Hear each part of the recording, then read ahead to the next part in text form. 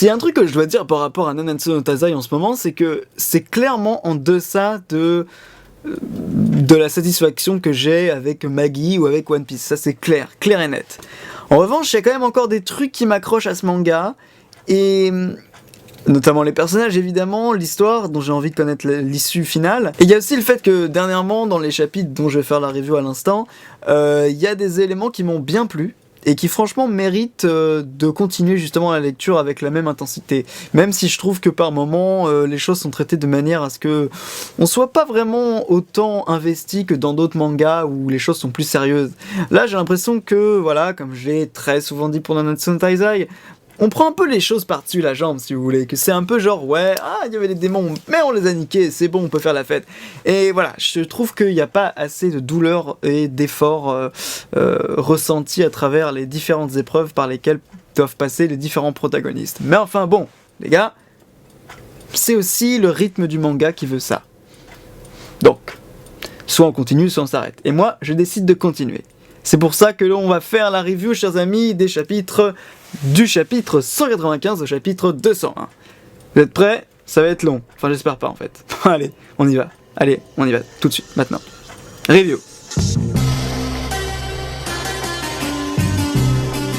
Alors d'abord, avant de commencer, j'aimerais juste te dire un petit mot à propos du dessin de Nanatsu no Taizai en ce moment, parce que je trouve qu'il est assez bon, et il y a des bonnes scènes, il y a des moments aussi qui sont là juste pour le plaisir graphique, le plaisir visuel, ça se sent, les moments où on voit Gloxinia qui danse avec les différentes fées, c'est vraiment du pur plaisir graphique, et ça me plaît beaucoup. D'ailleurs aussi dans certains combats, notamment celui entre Frodrin et Meliodas, dans certaines phases du combat, il y a vraiment une force qui est véhiculée à travers les mouvements, les gestes, la gestuelle, tout ça, une force scénique, une force dramatique là-dedans qui est vraiment super. Et je dois dire que pour ceux qui critiquent le dessin de Nakaba, je dois dire que au moins reconnaissez qu'il y a de la personnalité et il y a du caractère, quoi. Ça c'est clair. Donc c'était mon premier point à propos du dessin que je trouve assez satisfaisant en ce moment. Et c'est aussi important, bordel, hein, il faut juger le dessin, ok? Si vous le faites pas, lisez des romans, faites des reviews sur Madame Bovary ou Les Trois Mousquetaires, qui sont d'ailleurs d'excellents romans, se dit en passant. Donc, deuxième point, je dirais, par rapport à Frodrin. Bon, les gars, je sais pas pour vous, mais moi je l'avais senti depuis le début que c'était bien Frodrin le commandement le plus intéressant.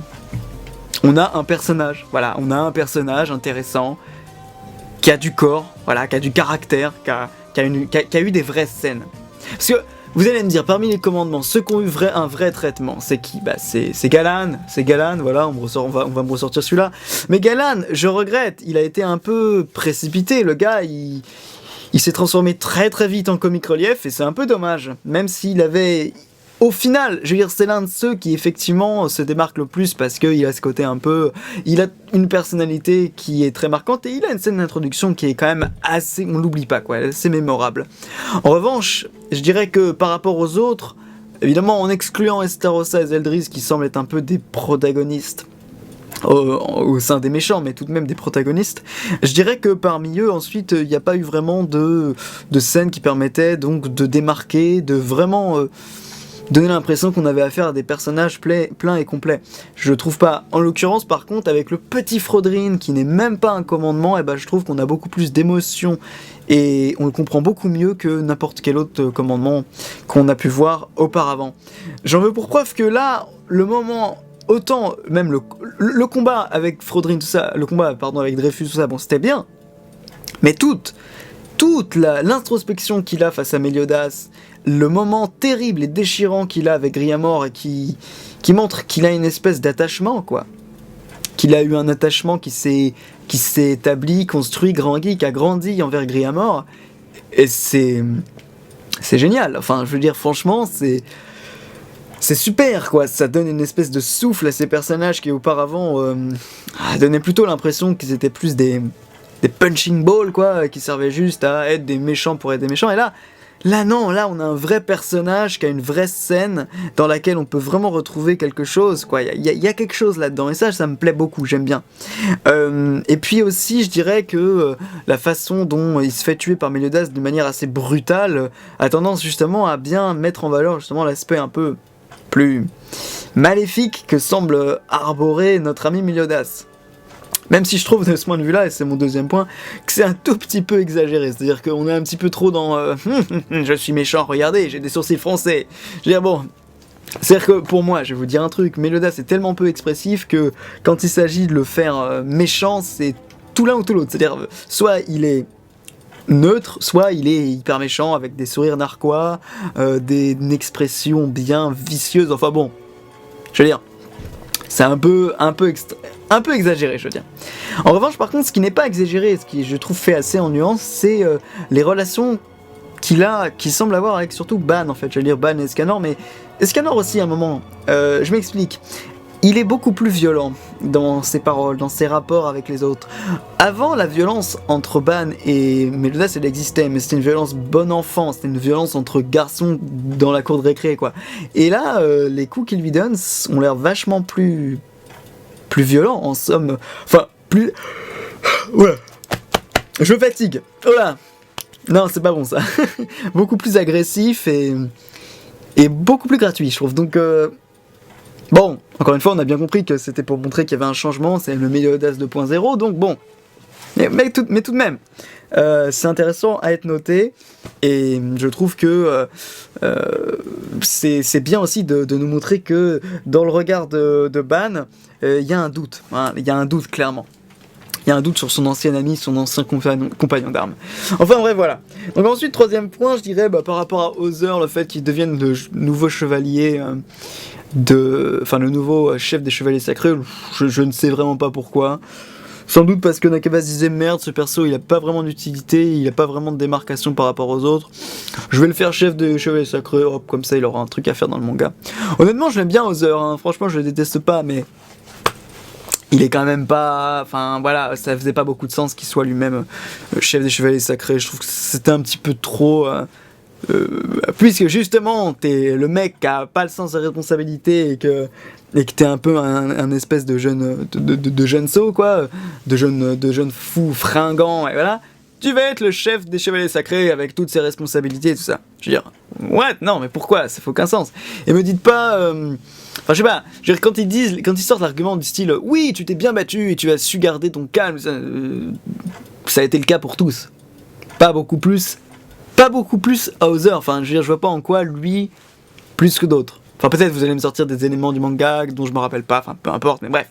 Pour moi c'était un peu bizarre. Enfin bref, cinquième point désormais, Gowther. Alors, très rapidement, puisque finalement Gowther, son espèce de balancement entre d'un côté les commandements et de l'autre les péchés capitaux, on l'avait déjà en tête, cette espèce d'ambiguïté entre ces deux facettes. Bon, vous connaissez ma théorie sur Gowther, hein. Donc voilà, je pense que voilà. Bon, après il n'y a pas grand chose de nouveau, quoi. C'est juste ça, c'est juste encore un petit teasing sur peut-être une espèce de personnalité qui serait en train d'éclore, une personnalité qu'il avait auparavant. Enfin bref. Bon, je sais pas pourquoi d'ailleurs, hein. Pourquoi ce serait maintenant et pas plus tard ou plus tôt, je ne sais pas. Mais enfin bref. Passons au point suivant, chers amis, il s'agit donc de Diane et de King, qu'on retrouve enfin et qui étaient planqués comme des petites flippettes dans cette espèce de forêt, hein, que l'on connaît bien, voilà, la forêt des fées. Alors, il y a vraiment rien à dire là-dessus, parce que le point d'intérêt qu'il y a dans cette scène, c'est le passage comique qui marche bien, hein, franchement, en plus ça marche très bien. Mais enfin bon, voilà, les deux, ça va durer tout le manga, leur espèce de petite course entre chat et souris. Enfin bon, c'est pas vraiment ça, mais enfin, vous voyez l'idée. Alors, un coup elle perd la mémoire, l'autre il ose pas. Enfin bref, ouais, on va se le taper ça tout le manga, mais en même temps c'est normal. Je veux dire, c'est un des enjeux relationnels entre les deux, donc évidemment que ça ne va se résoudre qu'à la toute fin. Donc voilà. Mais ce qui est plus intéressant, bien sûr, c'est l'arrivée de Dolor et de Gloxinia.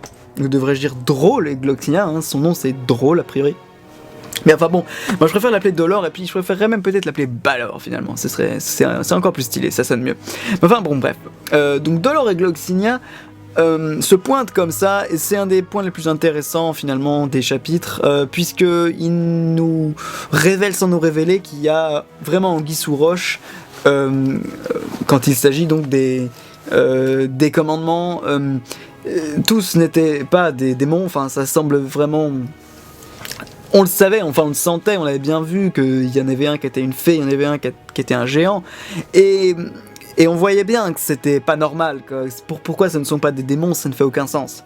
Et d'ailleurs c'est vrai que là où il y a des démons, des catégories de démons, et on voit très bien en quoi ils sont démoniaques, les démons rouges et les démons bleus, tout ça, bah...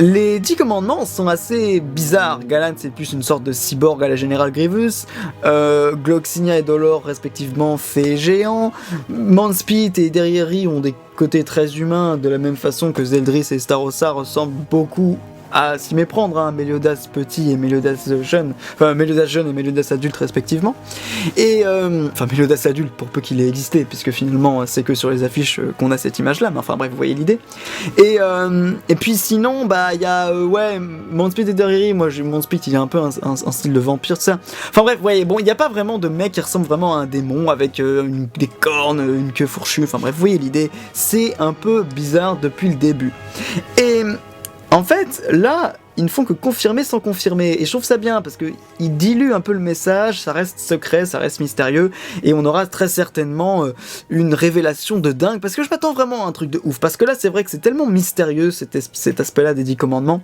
que je m'attends vraiment à quelque chose de ouf, dans la mesure où les 10 commandements sont sans doute aussi le mystère le plus épineux du manga, dans la mesure où les déesses semblent être pas forcément les plus sympathiques à leur égard, et je pense que du coup de ce point de vue-là, on aura peut-être quelque chose qui fera une sorte de twist moral où les commandements apparaîtront comme finalement des pas si méchants que ça, et je pense que de toute manière on se dirige vers là depuis un certain temps, qu'on nous les montre ces commandements sous une facette un peu plus humaine, un petit peu on avait eu ça avec Zeldris par rapport à son frangin, Manspit et Derrieri dans ce côté un peu couple, et évidemment Frodrin qui avait été pour lui et pour moi le moment le plus déchirant justement, et le plus intéressant par rapport au commandement et à leur humanité latente. Et donc là, Dolor et Gloxinia raconte que, de manière assez vague d'ailleurs, assez diffuse, oui, on a fait un choix, on était les rois et on voulait exterminer les démons. Alors là tu te dis, what ? Quoi ? Qu'est-ce que je comprends rien là ?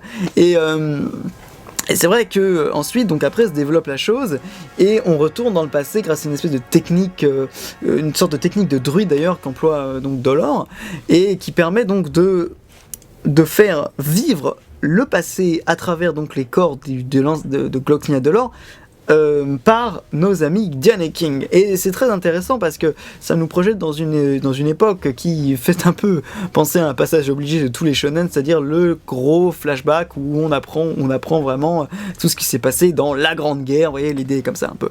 Et en fait...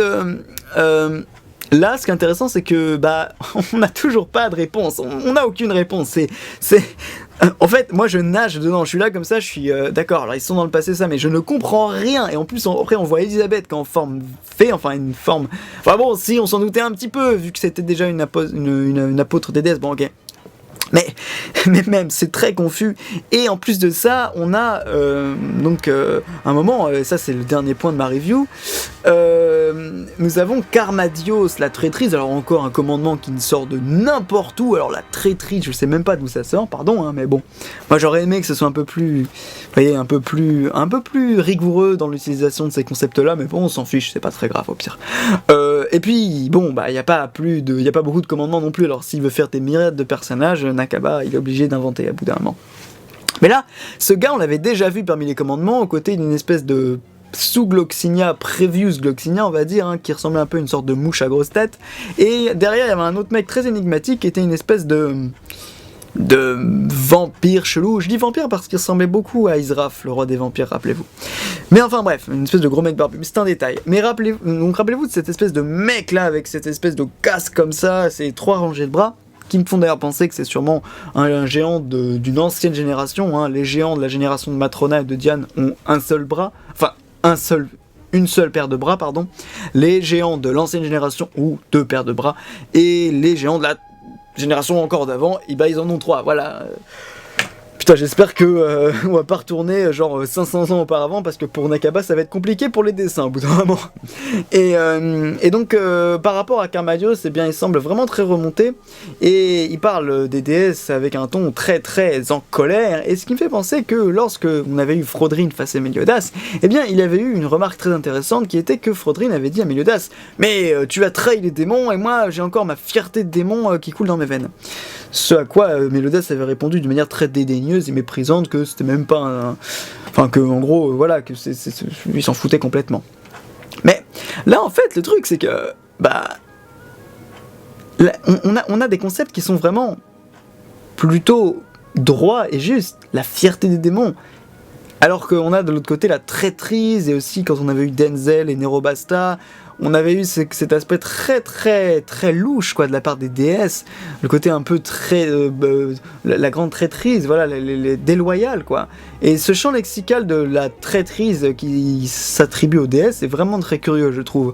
Donc c'est plutôt bien, moi je trouve. Justement, ça contribue à faire grandir le mystère. Outre ça, écoutez, Carmadios m'intéresse, j'espère que le combat durera, et surtout, mais c'est au-delà de ça, ce qui m'intéresse, c'est les révélations.